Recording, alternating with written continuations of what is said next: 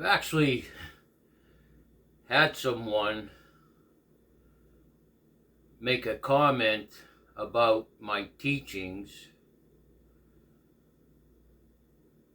that it makes people soft, or to use a term they use today, it could turn someone into a snowflake. Let's break it down.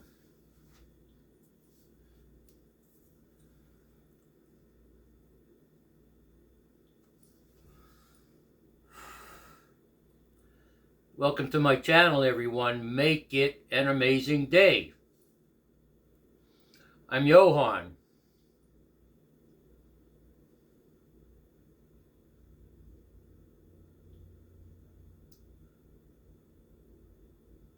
You've heard of non-violence, haven't you? Non-violence?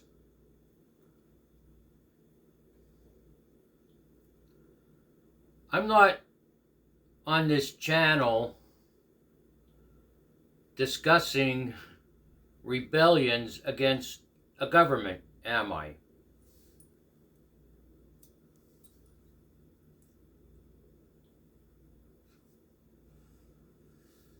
On this channel, I do not encourage anyone to protest against a government or any other institution, do I?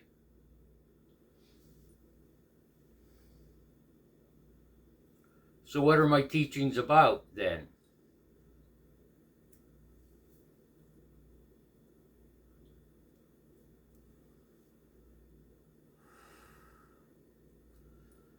My teachings are about discipline, patience, and developing the gifts of discernment and intuition.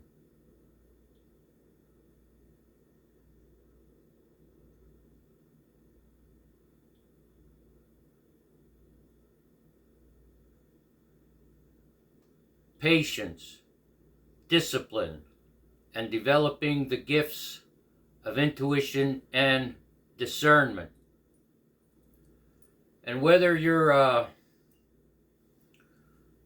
lowly landscaper cutting grass, lowly on the totem pole of employment, or a CEO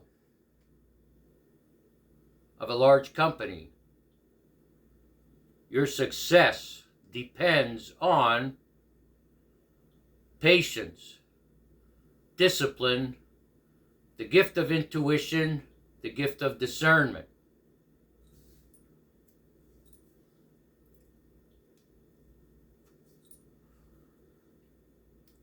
Did you know there were and still are, mostly from Asia, warrior monks? Warrior monks. Google it. Google this. What is a warrior monk? Google that.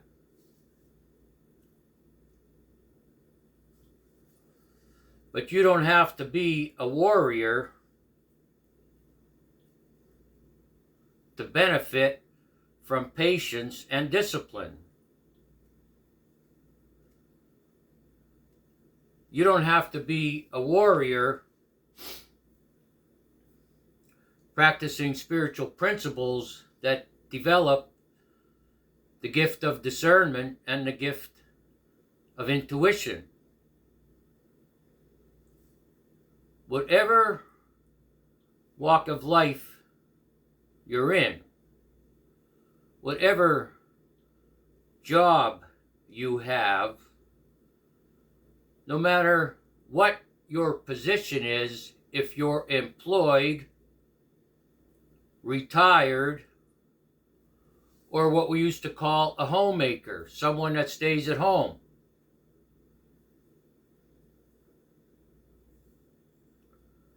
your success is contingent on patience and discipline. Your success is contingent on developing the gifts of intuition and the gift of discernment.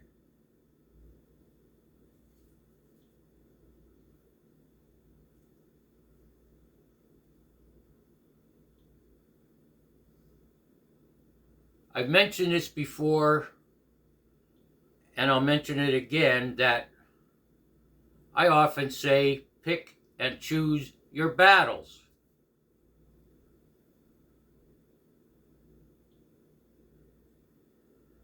If you think about it for a minute, about the various positions there are for people in life, whether you're a homemaker, you clean toilets for a living, you install carpets, you deliver furniture, you detail cars, you build engines, you are the manager of a fast food place,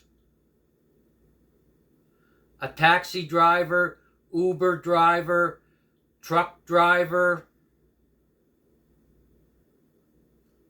contractor building homes, a plumber, electrician, a salesman in a shoe store, a salesman in a clothing store,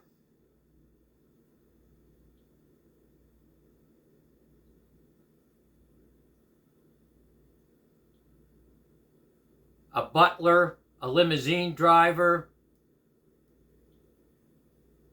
someone that cleans homes. Your success is contingent on discipline and patience, and developing the gifts of intuition and the gift of discernment.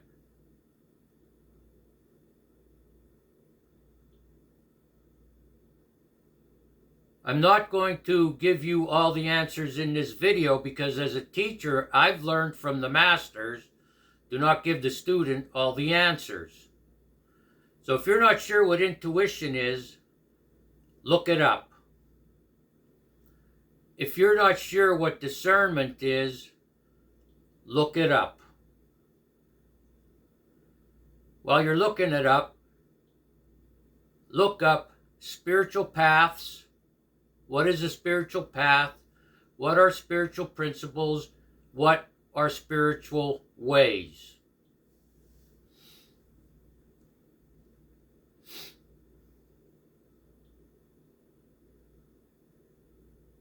What does it mean to be tough, a tough person?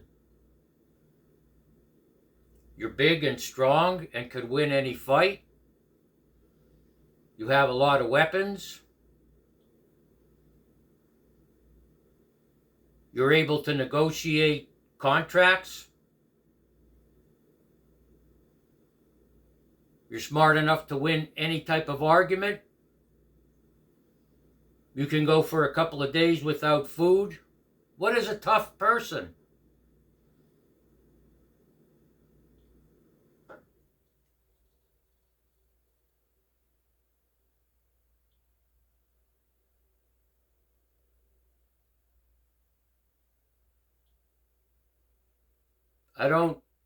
It doesn't matter what you do in this life. I'm talking to people that do anything productive. I'm not talking about lazy people that don't want to work. There's a difference between don't want to work and can't work because of a verified disabling condition.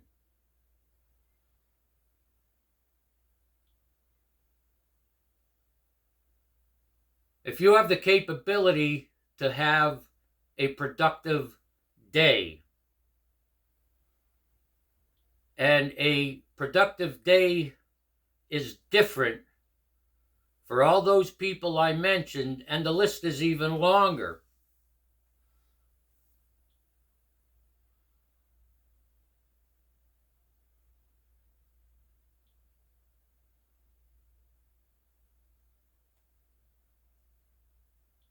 To be productive means there's purpose in your life. You have a purpose. Typically, the purpose benefits you And a lot of times the purpose not only benefits you, but it benefits other people. You have a purpose. Do you have a purpose in life? What is your purpose? To be a smart aleck, smarter than everybody else because you have all this knowledge? Is that your purpose? Is your purpose to look better than other people by the groups you belong to? Maybe some volunteer work you do?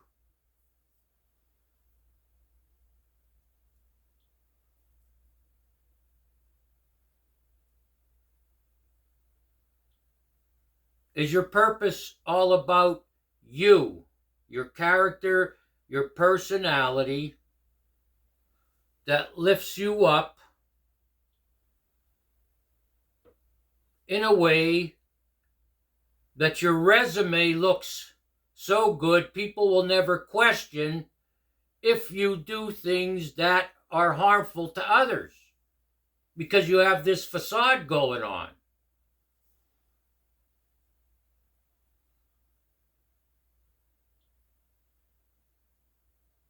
I mentioned this before. Everybody has something to hide. Everyone. The difference is some people hide it better.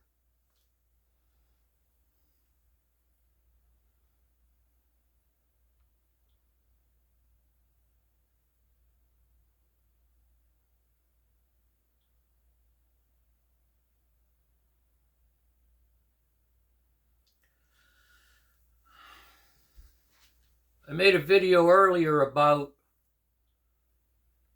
this phase that the globe is going to go into about the change of superpowers.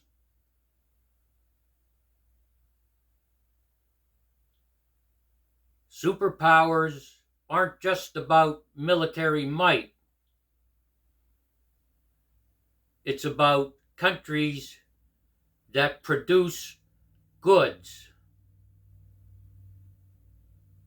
that export a lot of goods, or major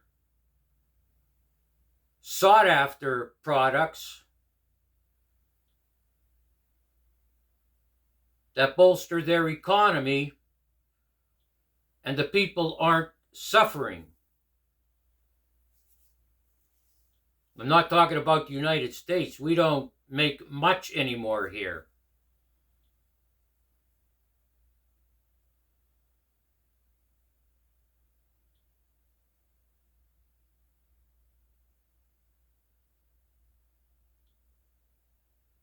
So the superpower shift is going to happen. Companies I apologize, governments now are shifting due to economic dominance. And when I say economic dominance, I mean buy, trade, and sell. Buy, trade, and sell.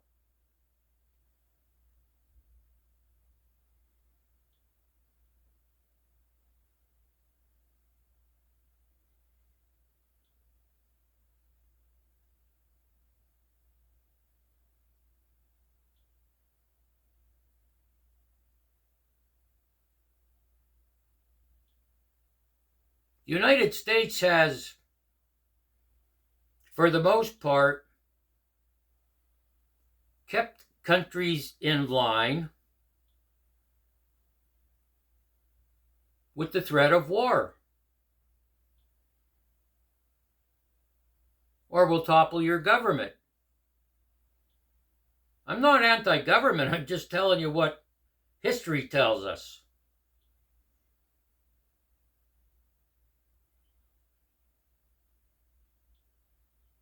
So if you're not under the threat of having your leader toppled, then the United States will pay you off to behave to put it that way, pay you off, give you money. And if that doesn't work, then there are sanctions. When the leaders in this country don't agree with the leaders in your country. That's all about to change. Governments around the world are saying, look, this is enough. Let's set up a system where we can all trade with each other using our own currency.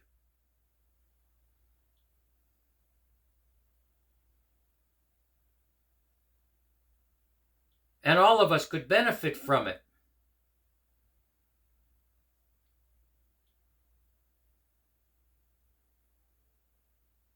What's going to happen here in the United States? Well, I predict,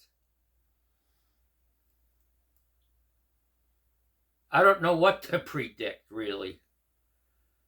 Let me tell you where I have some concerns. One, where do most products come from that we use in this country? They're made in a foreign country. Let me name two particular ones to catch your attention. That country makes the chips for the cars we drive, and it makes a lot of our medications.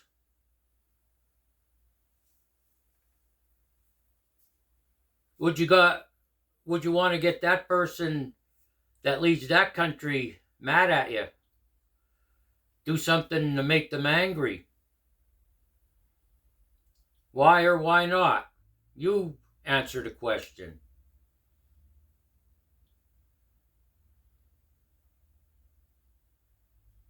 We are not a producer of oil. Most of the oil is imported from other countries. Let me repeat that. Most of the oil we use is imported from other countries.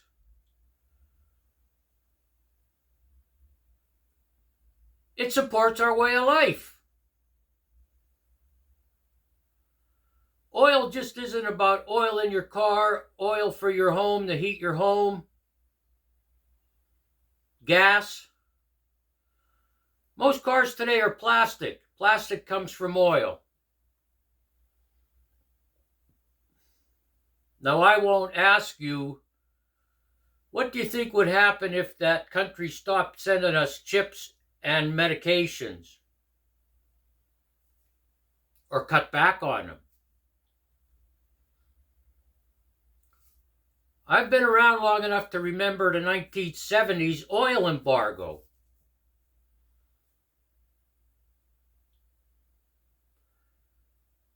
Where the OPEC nations cut oil imports to the United States. And at that time, the reason for that was the United States was supporting Israel in a war that they were involved in. So the OPEC disagreed with what the United States government was doing and said, look, we'll show you, we'll cut your oil and gas. And gas and oil was rationed.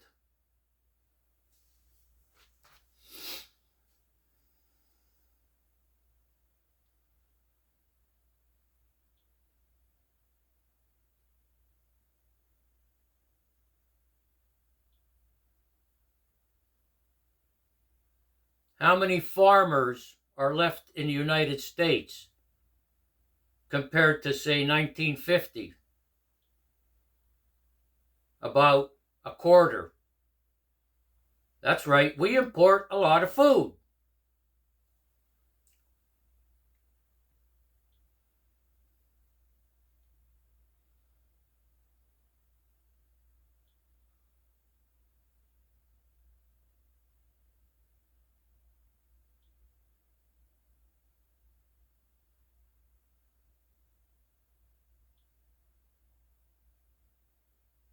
Things are about to change. Our way of life is about to change. here in the United States. I'm not trying to turn anyone into a pansy or what do they call it, a snowflake.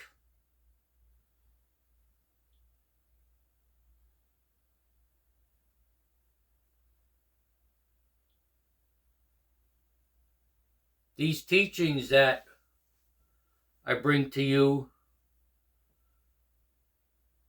are ancient,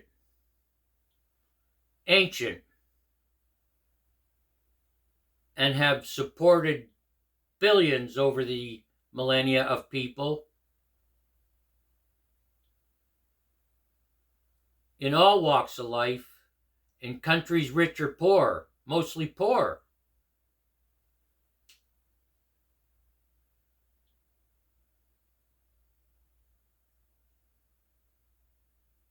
It doesn't matter.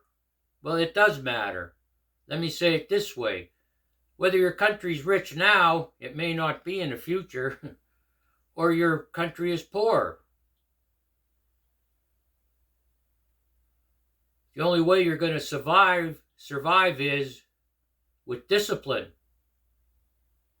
patience, the gift of intuition, and the gift of discernment. I'm not going to say it's going to get bad. It won't get bad for me, what's coming. It won't get bad for me. I will survive. I will improvise, adapt, and overcome. And make the best of it. Will you?